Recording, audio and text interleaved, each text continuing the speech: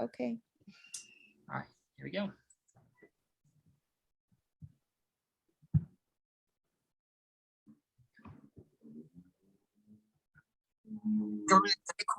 Hello, everyone. My name is, Hello, everyone. My name is Jeff. I'm at Futures Ignite. We will get started in just a couple of minutes. While you're waiting patiently, if you could, please add your name, affiliation, and pronouns to your ID. We'd appreciate it. Thank you. To RID, how do you do that? So if you go up to your little tile, there should be something that you can click on to the right of your mute option, and it says rename.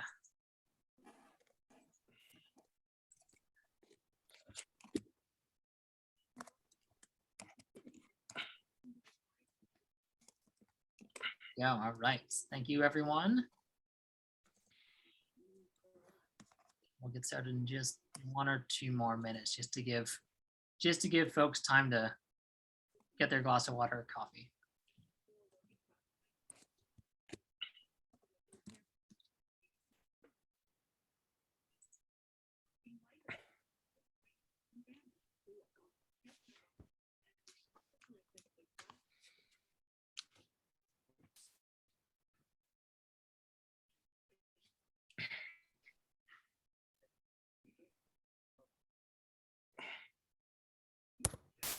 Again, for folks just joining us, welcome to Earth Month Community Conversation with Futures Ignite. If you could, please add your name, your affiliation, and your pronouns using the participant feature on Zoom. And we will start in just 1 minute.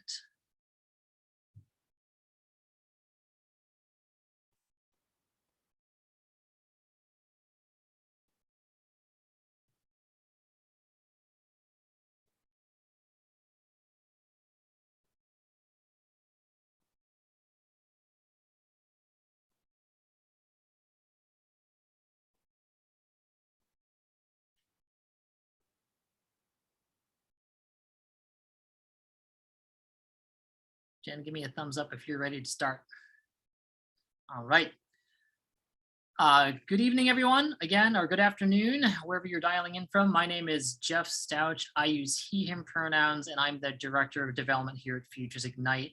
I think everyone got the spiel, but again, just a couple of just grounding, grounding expectations. If you could please add your name, affiliation, and pronouns using the participant feature on Zoom. We're going to ask that you remain muted when not speaking. If you so choose, turn on your camera when possible, and feel free to use the tools, the chats, reactions, etc. And we will do our best to respond, avoid distractions, and just acknowledge that we are all here to learn from one another. Jen, I'm going to turn it over to you to kick us off. Thanks, Jeff. Good afternoon, good evening, everyone. My name is Genesis. My pronouns are they, them, and I'm the Youth Environmental Leadership Program Manager at Futures Ignite, formerly known as Friends of Wheels. Our organization was founded by teachers and leaders from the Washington Heights Expeditionary Learning School. And we're a community org that's dedicated to amplifying youth and community power by inspiring, guiding, and advocating for all youth to identify and persist in reaching their college, career, and leadership futures. Part of my role here at Futures Ignite and my work with Wheels has been to facilitate youth leadership through the Clean Air Green Corridor initiative that's helping to empower, train, and nurture our young people at Wheels so that they can transform the conditions and champion environmental and racial justice in their schools, in our neighborhood of Washington Heights and beyond. And a big core belief of the work that we do is that when there is youth leadership, young people have the ability to transform our communities. And so a little bit of grounding before we get this conversation started with our community partner and current and alumni student. I just wanted to ground us a little bit. in the community of Inwood and Washington Heights, for the folks who might not know. Our community for centuries were excluded from decisions around land use that has resulted in, for example, schools being built near highways and truck routes that have resulted in our young people having poor air quality, high asthma rates, and other adverse outcomes. To us, this isn't unsurprising given that our school wheels is impacted by the substantial car traffic and truck traffic that's brought by the Trans-Manhattan Expressway, the George Washington Bus Terminal, and the Harlem River Drive. One thing too that we want to acknowledge is that youth have always traditionally been neglected in planning for the design of public spaces, despite the fact that teenagers are often the most frequent users of these areas, making these spaces important for their own mental health and development of self-identity. By being actively engaged in the design of youth-friendly spaces, young people can not only advance the goals of environmental justice in our communities, but also feel like they have investment in their community and develop a sense of pride and ownership in these places. This type of involvement really provides opportunities to learn communication skills, decision-making skills, and develop relationships with adults in the community, and helping to encourage futures and more community involvement. And with that grounding is really kind of like where this work of the Clean Air Green Corridor comes from. The Clean Air Green Corridor is a youth-led initiative that's empowering Black and Brown youth from Wheels to reimagine how public space, such as streetscapes, can transform into hubs for building community power, healing, climate change resilience, and also grassroots action right here in our community of Washington Heights. This initiative was born out of an elective course in 2017 that was taught by Wheels teachers, Dr. Jared Fox and Mr. Eric Espin, where students learned about the history and importance of green space, the neglect and underutilization of our local anchor park, Highbridge Park, and the systemic barriers to green space in our neighborhood. And since then, this has catalyzed students and alumni from Wheels to work towards transforming all of 182nd Street from the grand staircase of Highbridge Park on Laurel Hill Terrace all the way to 182nd Street and Broadway into a walkable, car-free green corridor without cars, so that all students, teachers, and neighbors in our community can enjoy a safe, clean, and healthy place where they can live, learn, work, and play. With this rendering that we have here too, it's also important to highlight that 182nd Street is home to 5 other schools, residential buildings, small businesses, and street vendors. And our young people recognize and understand that all of these important stakeholders on 182nd Street need to be a part of this overall vision. And so some of the work that we've been working on now is really ensuring that the rest of our community outside of our physical building also can have a say and understanding and influence on the work that we're trying to accomplish in our community. Oh, the lights just turned off in the office. So just a little recap of some of the work that we've done. We've done a lot of environmental justice education work with the leadership of Dr. Jared Fox and Mr. Anthony Volgarides in 12th grade environmental science and humanities to really incorporate environmental justice and community action-oriented projects in the classroom. We've also worked with various partners such as We Act for Environmental Justice, the New York Restoration Project, NYCH2O, Columbia University, specifically the Center for Resilient Cities and Landscapes, and the Department of Ecology, Evolution, and Environmental Biology to collect important community science data on environmental hazards, soil conditions, air quality, heat and water quality, in Highbridge Park, Sherman Creek, and also 182nd Street. And really using this information and this data for our young people to analyze and ask themselves like, well, what does this all mean for our work and what we're trying to do? We've also continued to take care of our community. Every Tuesday after school since September, we've had a group of students work with Mr. Eric Espin and our partners from NYCH2O to do some stewardship work on 182nd Street, whether that's collecting trash, tending to the tree beds of all the trees on 182nd Street, building and also installing tree guards on some of the trees on 182nd Street. And we're hoping to continue to do that work moving forward. Then the next thing that we've been working on, which I think is my favorite part, is sort of this street activation part, where it's like, this is the vision that we have, so let's show our community like what this looks like. And so we've successfully put together 2 block parties in front of the school building where we shut 182nd Street from Amsterdam Avenue to Audubon Avenue, and really showed our community, not just of teachers and students and staff at Wheels, but also the broader community of 182nd Street, what reclaiming streets and sidewalks can look like for people, especially our young people. And so with all of this work right now, we're really focusing our advocacy into making this a reality. We've been spending a lot of time with our young people, especially in after school, sort of understanding the political landscape of Washington Heights and who are those important political key figures who can help advance our work. We've spoken with our council member, Carmen De La Rosa, and shared with her team like our vision and ways in which she and her staff can support us in moving forward. And we're hoping to continue to do these important dialogues and exchanges with other important key policymakers in our community.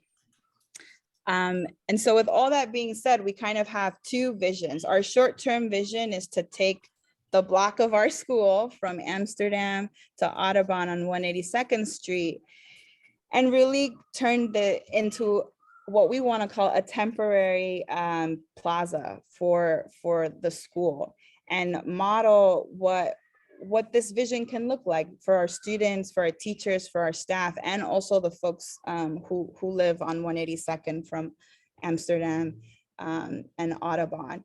And we're hoping to accomplish this through the Department of Transportation's Open Streets program. Would also like to say that we have been approved for an open street this year, and we hope to pilot our open street, hopefully by the end of this month. Yay.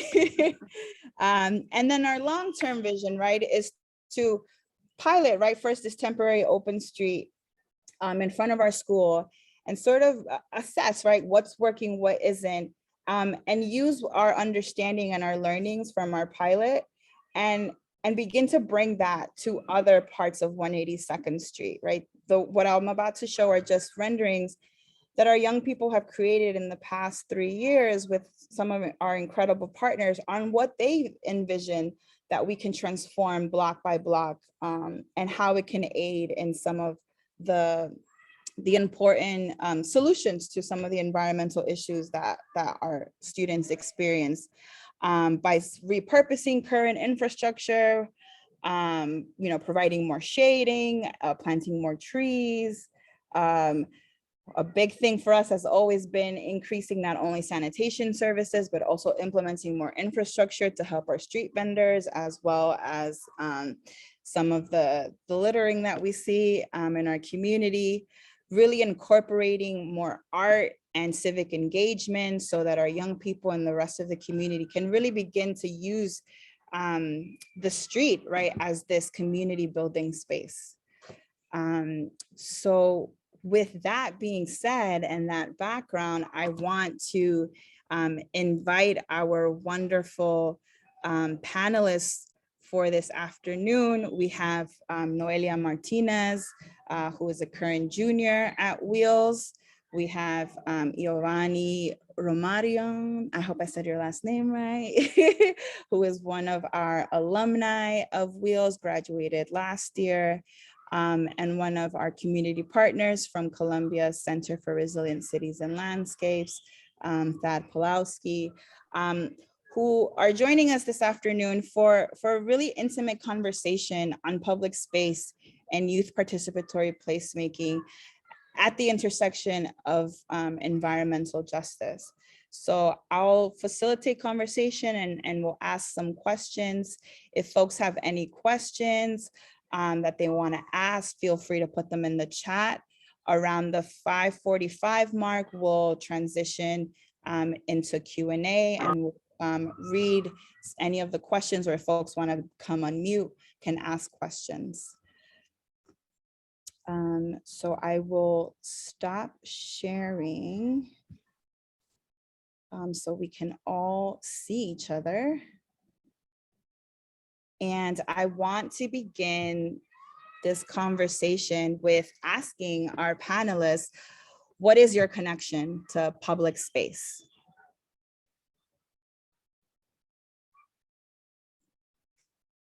I don't mind calling on people too. I could start. Yes, Giovanni, go. So my connection to a public space would be that I've been like a member of Washington Heights all of my life. I've been a member of Washington Heights all my life. I've been like an active user of like, I'd say like the open like green spaces, as like many of the other young people in the neighborhood.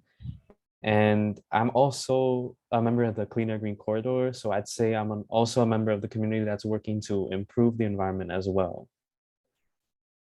To add on to what Giovanni just said, being born and raised in Washington Heights, my only connection to like public space was like parks or like public spaces that were known to be parks for young kids.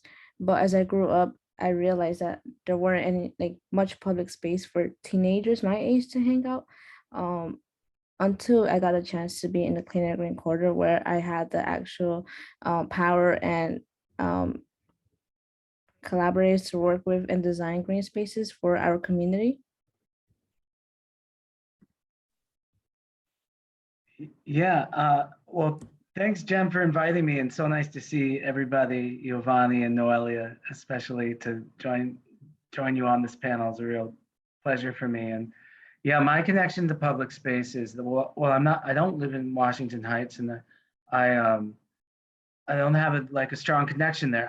I'm a so-called expert, on public space, which I feel like is something that really has to be challenged. And so I teach urban planning and urban design at Columbia University.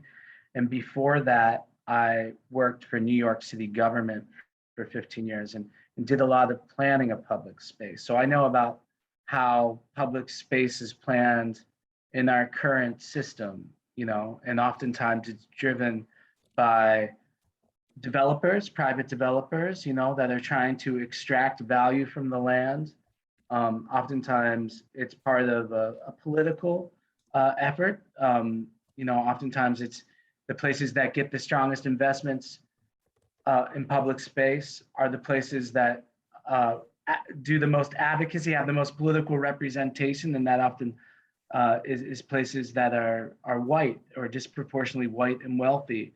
And so we've had a disinvestment in public space in a lot of New York City neighborhoods because our current system of designing and providing public space is systematically flawed. And so when I came to this work with Wheels, I was like, wow, this is like a different model for planning public space than what anybody else is doing. It's youth driven by people who live in the community. And it's also like, in a way, building the capacity in the community to plan the public space, because it's like these young people are actually doing it. They're actually like imagining this change and then figuring out how to get it done. And you don't need experts to do this. In fact, it's going to put people like me out of business if this works well. But that's good because we really need this because we really need to remake our cities, because we're facing this like global climate crisis, and our neighborhoods like Washington Heights and lots of other neighborhoods in the city have disproportionately affected by the urban heat island effect, by heat-related illnesses every summer, especially because these are the same neighborhoods where we have a lot of air pollution. So we have a lot of underlying health conditions that are created by being next to major transportation corridors like I-95. So we have a crisis in our built environment, a crisis in our neighborhoods. And the tools that we have to work on this crisis, the so-called experts at Columbia University, have completely failed to do anything. So it's really up to, no, it's not up to, but we have to learn from the young people who are sort of leading the way with both like a moral clarity on these issues and industriousness that I've seen like from Noelia and Giovanni working on the clean air corridor, creativity, and like a groundedness in community and care for their environment and for each other and their communities. So I'm really, I think I talked too long, Jen. You've got to cut me off. No, that's all good. I think it also brings us to the next question that I was going to ask, right? Where Thad, you mentioned that a lot of our current planning problems, we always turn to these experts that have all of these degrees and licenses to kind of tell us like how to fix things. And that way of thinking has traditionally excluded, right, other important groups like regular community members who live in these communities. And part of that constituency of people, right, are also young people. And so my next question, right, is why are young people traditionally excluded from public spaces? And what impacts does this have on their happiness and well-being?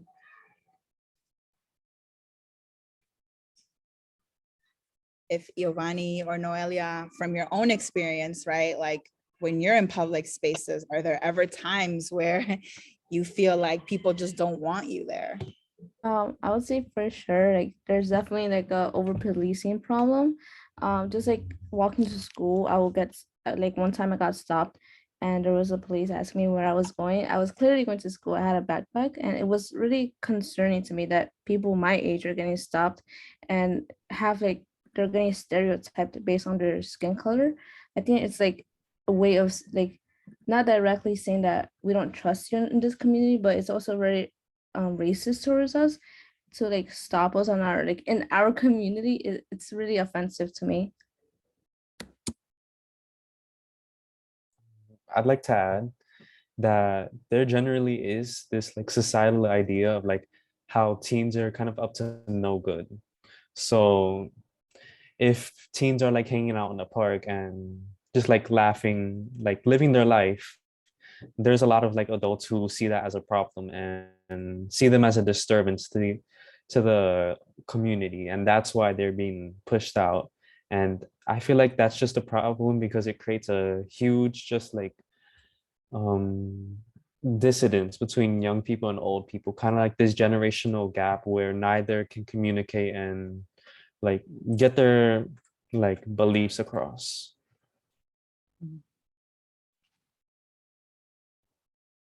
I love all these conversations with the wheel students, because I feel like I learned so much. And these points that Giovanni's making about intergenerational connections, so important, like the role of public space in that. And then Noelia's point about over policing and all these other forms of exclusion, which are not like the first things that like the city planners are talking about when they're planning public space. So I feel like we've just got to hear the young people talk about what the experience of public space is for them, because it should be central to the way we're because so much of our city is young, and also so much of like all of the potential of our city is in the youth. So we got to listen. So that's good to hear. I mean, I guess I'm interested in, other than this project, like how we could make this, young people's voices heard more in all these planning processes. But in the regards to the public space in particular, I just feel like having places like the plaza you're creating in front of the school for young people to come together and socialize and like build like a sense of community together is just like fundamentally important for like development of your like and socialization and all that. And it's also fundamentally important for like just civic life and mental health, because and I feel like the other part of that too is like a connection to nature, like not there, and that's another cool thing about the Clean Air Green Corridor project is it's like it's a great public space on 182nd Street, but there are these incredible natural places at the edges of Washington Heights that need to be more accessible, need to be like integrated into the neighborhood more. Yeah, so I feel like that would help, create opportunities to go out into the park and feel a sense of calm and connection with each other and nature. Yes, absolutely. And I think to also like Giovanni's point of like sort of this tension that we have sometimes with adults and young people, really reminds me a lot of like older folks, right? I'm considered an older folk now, like really checking, right, our own privileges, right, when we are in spaces, in decision-making spaces with young people, and not thinking that what young people have to say is something that's an afterthought, but something that is kind of woven into the process of design and thinking and implementation. So I appreciate those comments. Let me ask the next question. How are young people able to offer different perspectives on environmental justice issues than people from other generations, aka the older generation? So I think to this question is definitely for like Noelia and Giovanni. Yeah.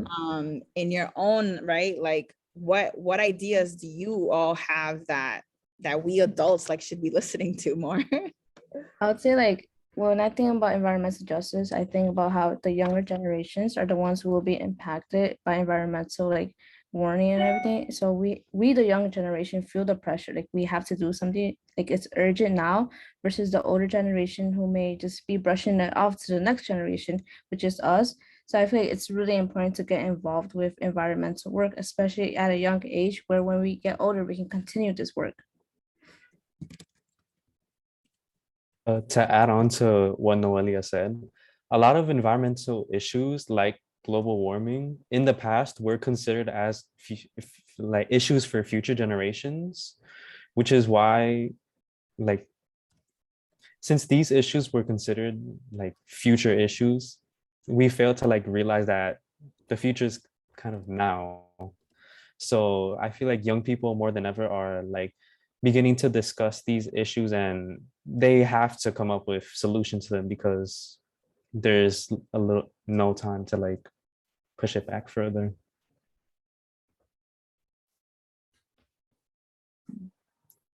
Yeah, I think that's really well said. I mean, I really, another great thing I appreciate about working with the Wheel students is just hearing that message. And I feel like that's really important for us older folks to understand that this is the lived reality. Whereas, and my brain is all clouded with stuff that came before. Like I was like I thought Y2K was a problem when I was a young person, like that was not an issue. Like, it's like, and so we gotta, yeah, definitely, like you said, Jen, check ourselves that we don't understand what we don't understand. And I feel like there's a real clarity among the Wheel students to understand environmental justice issues. Absolutely.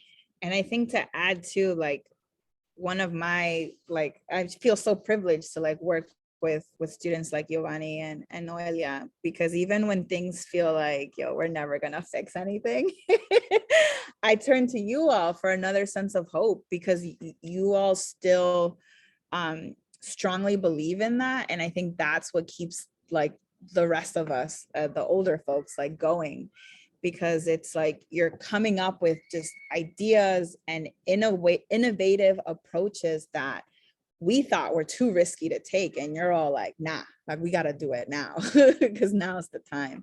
So I do appreciate that, in working collaboratively, right, with students like Noelia and Giovanni. I'll ask our next question. So why is it important to involve youth in the planning of public spaces? What impacts can this involvement have on youth and the spaces they help create? I would say like having youth leadership in environmental work sets like a trend and also like a journey for other youth who are younger to like get involved in this work. I remember when I was like in my freshman year, having older people or who were close to my grade being involved in environmental work really inspired me. And that made me like also be in this journey. And now I like see my younger like cousin in this work. So that really makes me proud to see that other people who are younger than me are also viewing this work as important and also like urgent.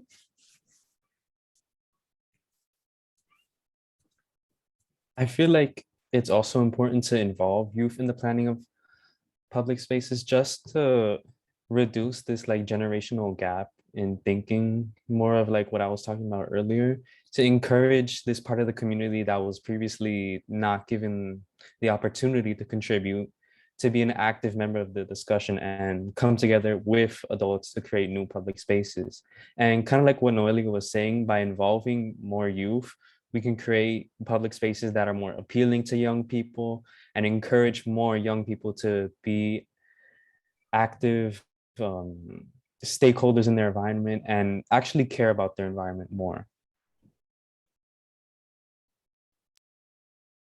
I guess for me, I sort of flip the question around in my head, like when I hear it, like how could youth involvement in the planning of public space like change that process, which I just described as kind of like undemocratic and too much like sustaining an unjust status quo.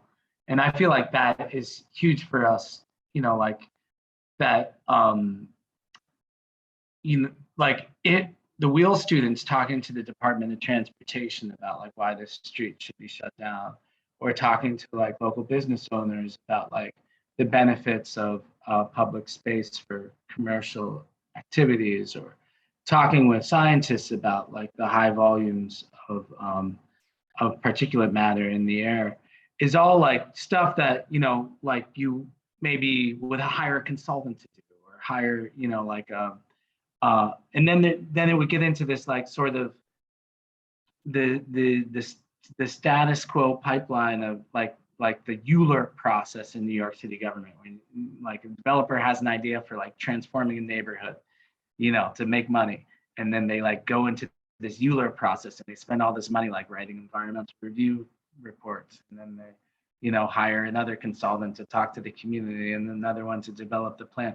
And so I feel like that whole system, like if we invite young people to like into that process, it can really remake it, because it's like, oh, you're no longer talking to the consultant about shutting down the street. You've actually got to explain why you can't shut down the street to young people, because they experience this every day. It sort of switches the power dynamic, I think, in a fundamental way. And that's what I've seen like in the interactions between the wheel students in the city already. And I feel like there's a lot to build on there.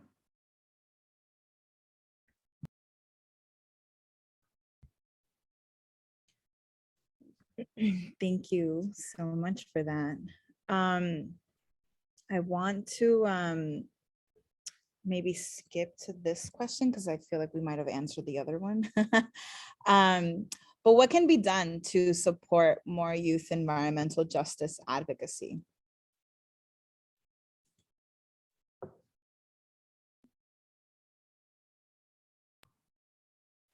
I feel like we can definitely encourage more advocacy just by incorporating it into curriculums and normalizing discussions about the environment. So I'll give you an example of kind of like how I was not aware of the environmental issues. So when I was in elementary school, I was a part of like a group of like students who had to take like a class, basically because we had asthma and kind of like learning about what that was and how to like deal with it. And at the time, I didn't think anything of it. Like it was just a useful class, and I was with my friends, no thoughts behind there. But as I grew older and like I talked about this with my friends, I realized this isn't normal. Like having so many like young children with asthma in this community is not normal.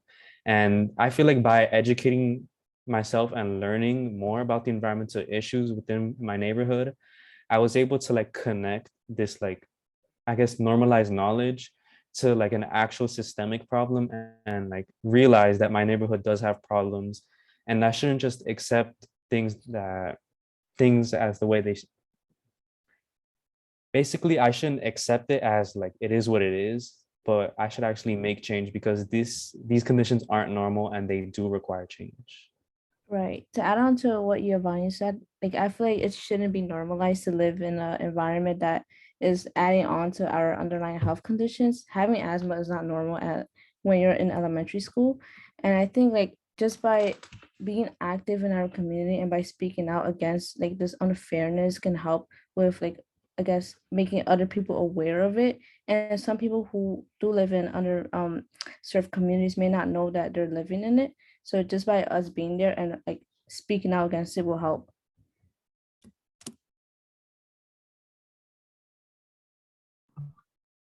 You know, I don't have a good answer to your question, Jen, but I think I'd like to hear from others about it too, because I feel like Columbia University, this institution I'm a part of, we're starting a climate school. We're located in Upper Manhattan. We should be playing a bigger role in trying to foster environmental justice education and advocacy among young people in Upper Manhattan. I think, you know, if I can do anything to promote that at my institution, I'd like to do it. So I'm open to any suggestions. Absolutely, Thad. And I think to add to like what Giovanni and Noelia mentioned as well, that it's about incorporating these conversations right into the classroom, and not just something that gets added on like in a unit or at the end of a section of a specific theme, but it's really like how do we embed these conversations of community and identity into right the whole foundation and structure of this work. And I think, you know, to really highlight the work of Dr. Jared Fox and Mr. Eric Espin in the 12th grade, who have been very, and also Mr. Anthony Volgarides, who have been very important folks, right, at Wheels, who have made a commitment and intention to including environmental justice and community action into the classroom curriculum, not just to learn about it, but then to actually create things that help the community. You know, Giovanni, you can talk about too, like the incredible like short documentary film that you made last year in Mr. Volgarides' class on some of the environmental and social justice issues in Washington Heights. Do you want to like mention it? Because I think it's a great video. So last year, me and a couple of my friends made a documentary on apartment conditions in Washington Heights and kind of like this trend of problems that many people experience. So a lot of people deal with a lack of heating, their landlords not being very responsive to their concerns. And if people do raise concerns, people are usually scared to raise concerns actually in Washington Heights because landlords usually have a disproportionate amount of power and could threaten people with eviction if they do try to take legal action. And even taking legal action itself is very difficult because it's very time consuming and very pricey. And a lot of Washington Heights residents just don't have that luxury to battle it out in court. So there's definitely a huge like a huge inequality in the like conditions of apartments, and we just wanted to raise awareness on that and talk about more like ways we could like solve that and ways we can fight against it.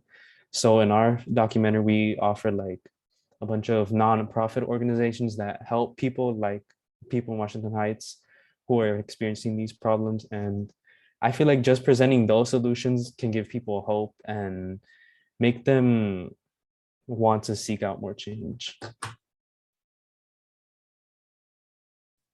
Absolutely. Storytelling is so impactful. So I actually want to transition to some of the questions that folks have been putting in the chat. Wendy added, what other kinds of public space do teens want?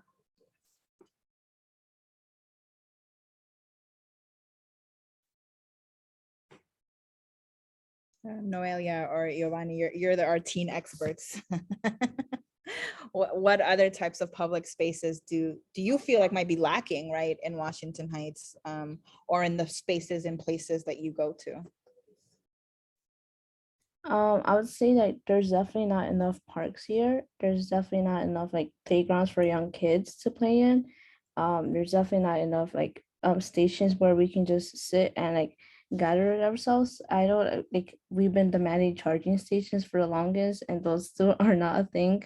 Also, like water parks, it will be nice for the summer, especially because we have a lot of overheating. Just like basic essentials that should be here that are not here. To add on to that overheating problem, we need more parks with shade because a lot of parks are just filled with concrete, and if there are parks to begin with. So I feel like not having like shade, places to sit discourages people, especially young people, from just going out in their community and hanging out at these public spaces. Dad, I see you nodding your head. I mean, I just think it's awesome. Like I can't offer any expertise beyond that. I totally agree with Giovanni and Noelia. Thank you. And thank you for your work with the stewardship of trees, especially. Those trees will be here for so long because of you. Thank you.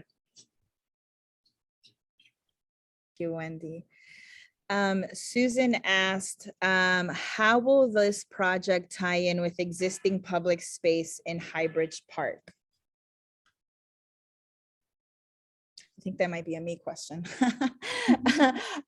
So one part of the vision, right, is that by pedestrianizing 182nd Street, it'll be able to create this safe, equitable, and healthy access to Highbridge Park through our closest entrance, which is the grand staircase on Laurel Hill Terrace.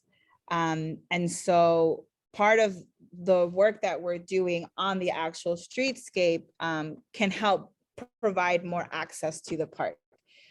Some of the work that we've been doing recently, especially with our wonderful partners from the E3B program at Columbia University and also the New York Restoration Project, is actually going into Highbridge Park, into some of the trails that are currently closed off to the public, and really begin to collect some data there, right, that can help understand the current conditions of Highbridge Park as it relates to the health and well-being of our community, but also the diversity of species and resources there.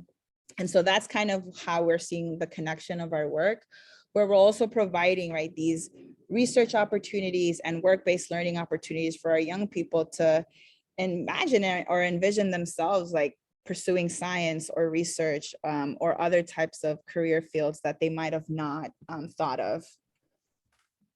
I hope that answers your question, Susan. Tanya asked, are there ways to formalize youth participation in planning processes, not just on the neighborhood scale, but also on the city level? That's a great question. It's a great question.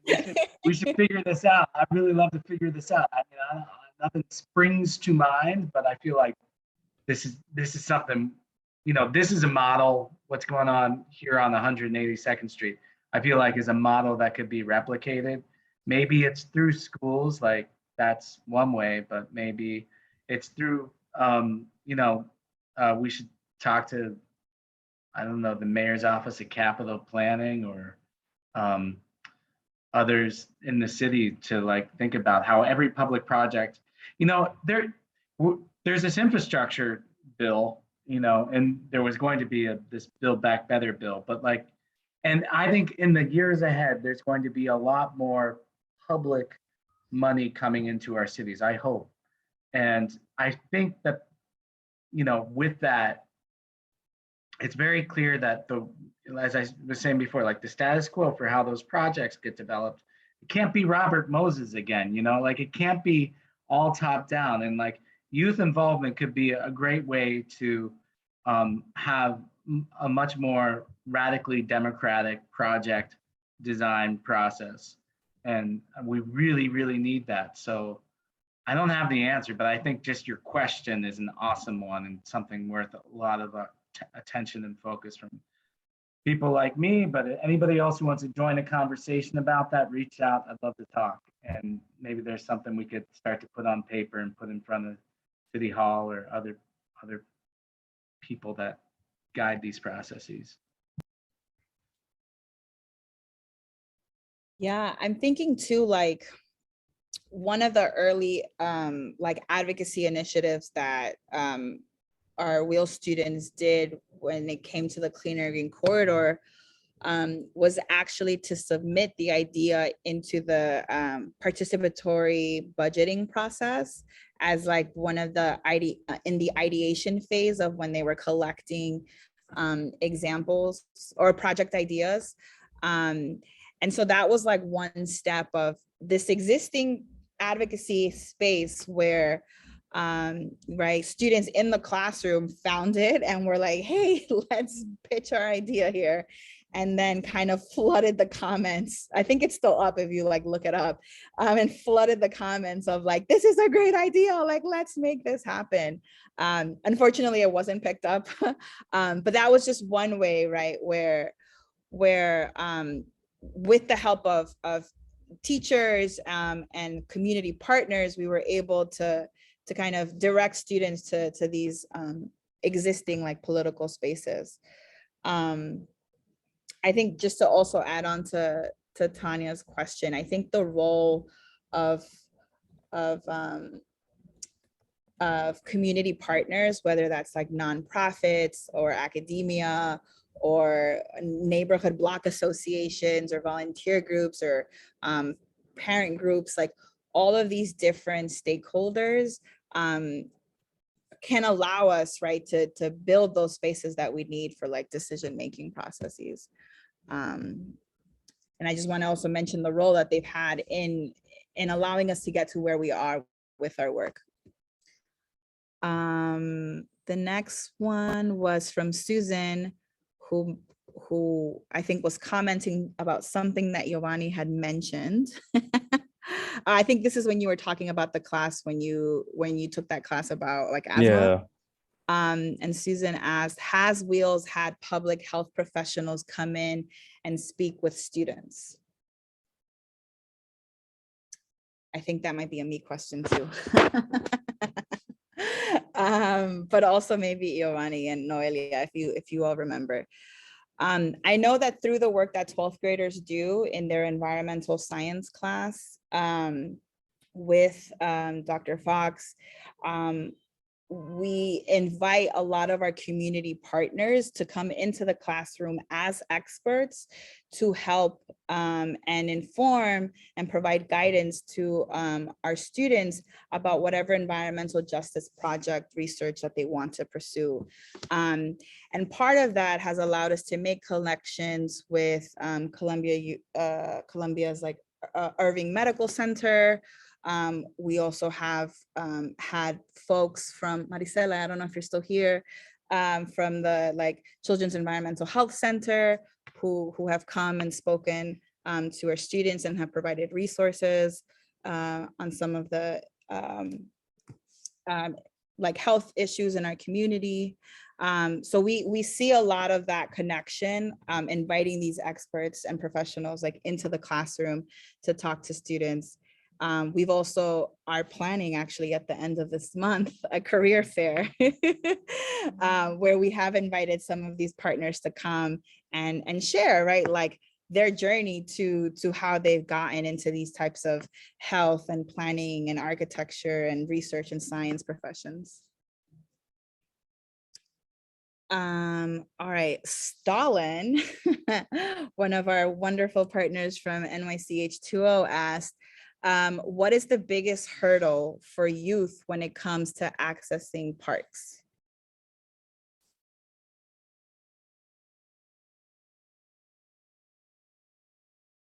I'd like to start.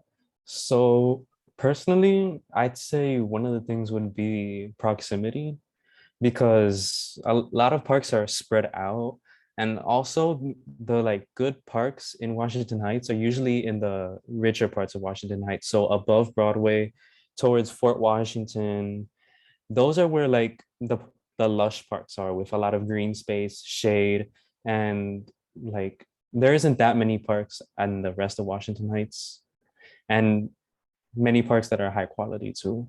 And I'd say also safety would be a big problem in these parks, just kind of echoing what Noelia said, this idea of like over policing and this huge police presence in parks and throughout the neighborhood. It makes the environment less welcoming for a lot of young people, and that discourages us from like going to these places.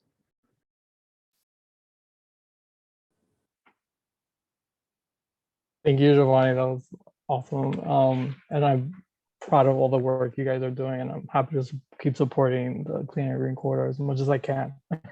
Thank you. Thank you, Stalin. Noelia, do you want to add anything to Stalin's question about what the biggest hurdle for youth is when it comes to accessing parks? Yeah, so I'd say one thing, parks can get boring really fast, especially if like you're like, I guess like a adolescent. There's not much activities to do other than just to sit around, which is not really productive. Also the shading, it's really hot during the summer, so going to the park with me, like having to put like on sunscreen and have to bring an umbrella, like that's just not convenient for teenagers. And also like safety concerns, there's like a lot of syringes in Washington Heights. Is not a surprise since it is an underserved community, so there's not as much as trash pickup as we would like. There's a lot of littering, so it's not a ideal place to hang out in. So I would say like having a reformed park where it's safe and it's convenient for teens, it will make them more I guess more appeal to go to parks. But right now parks are just like not safe, not clean, and sometimes they're not safe for us. Thank you, Noelia. I guess a follow-up question to safety concerns, like what would be the ideal, what would make it safe, like feel safer for youth to go in and not see blue uniforms, but more of a community led like initiative? Like what would that look like, I guess, for you, for I youth? would say more activities for youth and also more inclusion, not just of like a specific group of people, but like more teenagers. And it doesn't only have to be teenagers, it could be also like older generations or younger generations. I would, that's a hard question to answer right now because I don't really know. Maybe someone else can help me. I definitely, oh, Jen, were you gonna say something? I definitely feel like with the issues around safety, it definitely just like stems from a bunch of other problems. So like what Noelle was saying, how there's a lot of just syringes around the neighborhood that could like stem from drug abuse in the neighborhood. So I feel like it does require just a lot of like interdisciplinary solution before we start to see like results in the bigger picture. So it is a very difficult question to like answer at this time. Is this open to other people, Genesis? now or no? Yes, there's just a queue because I know some folks have like put questions in the chat. Okay, sorry. No. No, but Marisela, if you have a question, please put it in the chat so I can add you to the queue. And also just being mindful that we have 5 minutes left. And we do have 2 more questions. I think Marisela might have a third. If folks want to stay an extra 5 minutes, you know, I don't mind it, but we know we got places to be and dinner to eat. So I want to move on to the next question, which is, oh, I have the queue right here. Oh, by Pallavi. Okay. Pallavi has been very amazing in helping us with our community-based research work that we've been doing in partnership with NYRP and PhD students from the evolutionary biology program at Columbia. And she is asking, what do you think, specifically to Iovani and Noelia, what do you think are some of the best ways to engage with and communicate these initiatives to the broader community and neighbors in Washington Heights? I'd say research. I'd say research is like really like our best way to communicate our work to other communities, not just for Washington Heights, but also like the Bronx or like different communities that may want to be included in this work. Having done a leadership activity in the summer, I learned a lot about Washington Heights and the air quality, soil quality, and air quality. So I think it's just like having done that and presented, I think our work got more represented. I also agree with the idea that like having programs in school really help encourage like environmental action, because like participating in like a summer program was the reason why I was so interested in environmental justice and why I grew to have such a like passion in it. So I feel like having more of those programs could encourage more youth to be an active part of Washington Heights. And to communicate these initiatives, I'd say something that's been effective recently was kind of using social media to reach a lot more young people. And I feel like that's been effective at like getting more young people aware of these issues and just talking about them.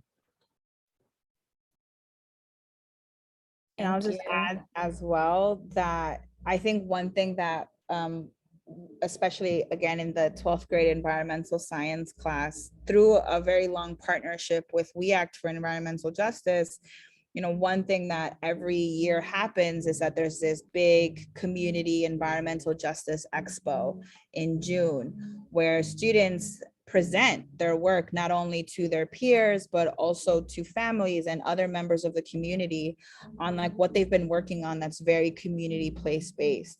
And that has provided another opportunity to kind of share some of these long-term projects that folks have been working on to kind of build more of that bridge of understanding and connection. We have 2 minutes. Last question, I think, comes from Jada, who was also another great peer facilitator in our summer program this past summer. Jada's asking for Iovani or Noelia or anyone else, what is one project or initiative you would love to see happen in your community if funding and logistics didn't restrict your idea? So I mentioned this already, like in our like previous work, but like when I graduate in 2023, I really want to see this plaza, and I also want to see this corridor. It's like my dream vision, and if we had that, like it will really make me proud of like our work. It will like I would say like it will be a stepping stone for not just for our community, but for other communities to continue this work.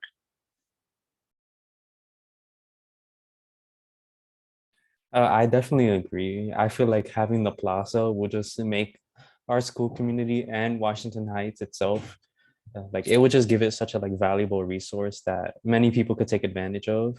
And also, I'd like to see like just improvements to High Ridge Park, because I feel like it's such a huge natural resource that we could like use, but we currently don't really have that much access to it. And it has so many amenities. Like it has a pool, it has it's right by the river. It's very nice, but currently we aren't putting in the work to fix it. And I feel like if funding wasn't a problem, I would work there too.